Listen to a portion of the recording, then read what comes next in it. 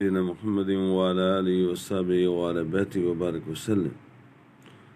قال الله تبارك وتعالى في كتاب المجيد والفرقان الحميد: أعوذ بالله من الشيطان الرجيم. بسم الله الرحمن الرحيم. ما كان للمشركين أن يعمروا مساجد الله شاهدين على أنفسهم بالكفر أولئك حبطت أعمالهم وفي النار هم خالدون. مشرکوں کو نہیں پہنچتا کہ اللہ کی مسجدیں آباد کریں خود اپنے کفر کی گواہی دے کر. ان کا تو سب کیا دھرا اکارت ہے اور وہ ہمیشہ آگ میں رہیں گے.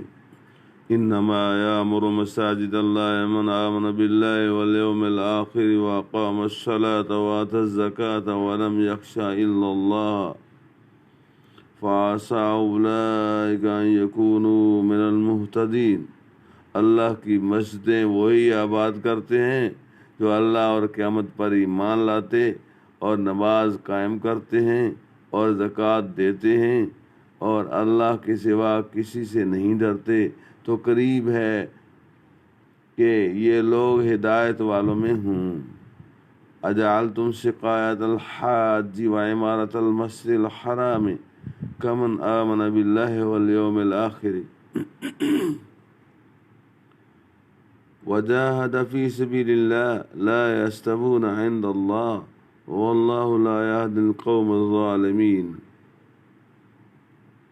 تو کیا تم نے حاجیوں کی سبیل اور مسجد حرام کی خدمت اس کے برابر ٹھہرا لی جو اللہ اور قیامت پر ایمان لایا اور اللہ کی راہ میں جہاد کیا؟ وہ اللہ کے نزدیک برابر نہیں اور اللہ ظالموں کو راہ نہیں دیتا. الذين آمنوا وهاجروا وجاهدوا في سبيل الله بأموالهم وأنفسهم أعظم درجة عند الله. وہ جو ایمان لائے اور ہجرت کی اور اپنے مال و جان سے اللہ کی راہ میں لڑے، اللہ کے یہاں ان کا درجہ بڑا ہے اور وہی وَأُولَئِكَ هُمُ الْفَائِزُونَ اور وہی کامیاب ہوئے. يبشرهم ربهم برحمة منه ورضوان وجنات لهم فيها نعيم مقيم. ان کا رب انہیں خوشی سناتا ہے اپنی رحمت اور اپنی رضا کی اور ان باغوں کی جن میں انہیں دائمی نعمت ہے. خالدین فیہا ابدا، ہمیشہ ہمیشہ ان میں رہیں گے. ان اللہ عنده اجر عظیم، بے شک اللہ کے پاس بڑا ثواب ہے. یا ایھا الذین آمنوا لا تتخذوا آباءکم واخوانکم اولیاء ان استحبوا الکفر علی الایمان ومن یتولہم منکم فاولئک هم الظالمون. اے ایمان والو، اپنے باپ اور اپنے بھائیوں کو دوست نہ سمجھو اگر وہ ایمان پر کفر پسند کریں، اور تم میں جو کوئی ان سے دوستی کرے گا تو وہی ظالم ہے. قل ان كان آباؤكم وأبناؤكم وإخوانكم وأزواجكم وعشيرتكم وأموال اقترفتموها وتجارة تخشون كسادها ومساكن ترضونها أحب إليكم من الله ورسوله وجهاد في سبيله فتربصوا حتى يأتي الله بأمره والله لا يهدي القوم الفاسقين. تم فرماؤ، اگر تمہارے باپ اور تمہارے بیٹے اور تمہارے بھائی اور تمہاری عورتیں اور تمہارا کنبہ اور تمہاری کمائی کے مال اور وہ سودا جس کے نقصان کا تمہیں ڈر ہے اور تمہارے پسند کے مکان، یہ چیزیں اللہ اور اللہ کے رسول پاک صلی اللہ علیہ وسلم اور اس کی راہ میں لڑنے سے زیادہ پیاری ہوں تو راستہ دیکھو یہاں تک کہ اللہ اپنا حکم لائے اور اللہ فاسقوں کو راہ نہیں دیتا. لَقَدْ نَصَرَكُمُ اللَّهُ فِي مَوَاطِنَ كَثِيرَةٍ وَيَوْمَ حُنَيْنٍ إِذْ أَعْجَبَتْكُمْ كَثْرَتُكُمْ فَلَمْ تُغْنِ عَنْكُمْ شَيْئًا وَضَاقَتْ عَلَيْكُمُ الْأَرْضُ بِمَا رَحُبَتْ ثُمَّ وَلَّيْتُمْ مُدْبِرِينَ. بے شک اللہ نے بہت جگہ تمہاری مدد کی، اور حنین کے دن جب تم اپنی کثرت پر اترا گئے تھے تو وہ تمہارے کچھ کام نہ آئی اور زمین اتنی وسیع ہو کر تم پر تنگ ہو گئی، پھر تم پیٹھ دے کر پھر گئے. یوم حنین حنین ایک وادی ہے طائف کے قریب، مکہ مکرمہ سے چند میل کے فاصلے پر۔ یہاں فتح مکہ سے تھوڑے ہی روز بعد قبیلہ حوازن اور ثقیف سے جنگ ہوئی۔ اس جنگ میں مسلمانوں کی تعداد بہت کثیر 12,000 یا اس سے زائد تھی اور مشرکین 4,000 تھے۔ جب دونوں لشکر مقابل ہوئے تو مسلمانوں میں سے کسی شخص نے اپنی کثرت پر نظر کر کے یہ کہا کہ اب ہم ہرگز مغلوب نہ ہوں گے۔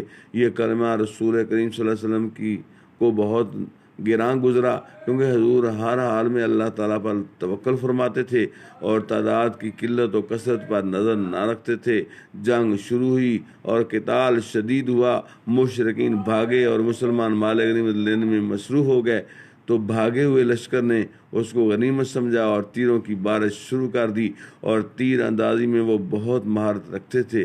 نتیجہ یہ ہوا کہ اس ہنگامے میں مسلمانوں کے قدم اکھڑ گئے، لشکر بھاگ پڑا اور سید عالم صلی اللہ علیہ وسلم کے پاس سوائے حضور کے چچا حضرت عباس اور آپ کے ابن عم ابو سفیان بن حارث کے اور کوئی باقی نہ رہا۔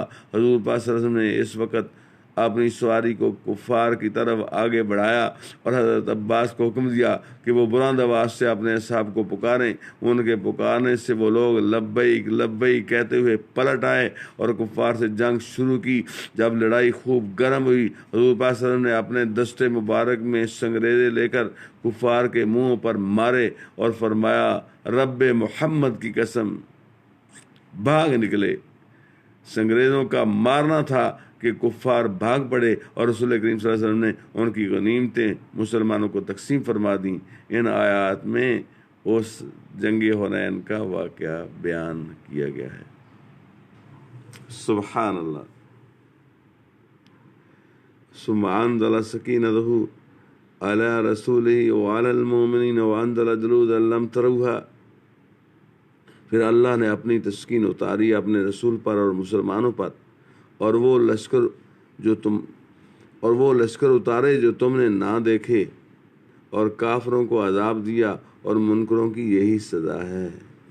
ثم یتوب اللہ من بعد ذلک علی من یشاء واللہ غفور رحیم۔ پھر اس کے بعد اللہ جسے چاہے گا توبہ دے گا اور اللہ بخشنے والا مہربان ہے۔ یا ایھا الذین آمنوا انما المشرکون نجس فلا يقربوا المسجد الحرام بعد عامهم هذا وإن خفتم عائلة فسوف يغنيكم الله من فضله إن شاء ان اللہ علیم حکیم۔ اے ایمان والو، مشرک نرے ناپاک ہیں تو اس پر اس کے بعد وہ مسجد حرام کے پاس نہ آئیں، اور اگر تمہیں محتاجی کا ڈر ہے تو ان قریب اللہ تعالیٰ تمہیں دولت مند فرما دے گا اپنے فضل سے اگر چاہے۔ بے شک اللہ علم و حکمت والا ہے۔ قاتل الذین لا یؤمنون باللہ ولا بالیوم الآخر، لڑو ان سے جو اللہ پر ایمان نہیں لاتے اور قیامت پر، ولا یحرمون ما حرم اللہ ورسولہ، اور حرام نہیں مانتے اس چیز کو جس کو اللہ نے حرام کیا اور اس کے رسول پاک صلی اللہ علیہ وسلم نے، ولا یدینون دین الحق من الذین اوتوا الکتاب حتی یعطوا الجزیۃ عن ید وہم صاغرون، اور سچے دین کے تابع نہیں ہوتے، یعنی وہ جو کتاب دیے گئے جب تک اپنے ہاتھ سے جزیہ نہ دیں ذلیل ہو کر۔ صدق اللہ العظیم وبلغنا رسول النبی الکریم ونحن علی ذلک لمن الشاہدین والشاکرین والحمد للہ رب العالمین۔